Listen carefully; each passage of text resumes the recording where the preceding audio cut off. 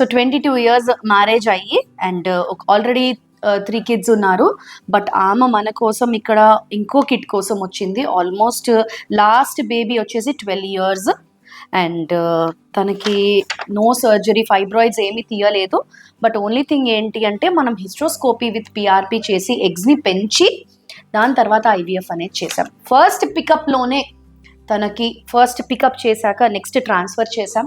ఆ ట్రాన్స్ఫర్లోనే ఫస్ట్ టైంలోనే she got her pregnancy. Very very happy. ఇప్పుడు 12th Novemberకి she got her beta HCG positive. So 2 weeks తర్వాత ఈరోజు మనం స్కాన్ అనేది చేస్తున్నాం.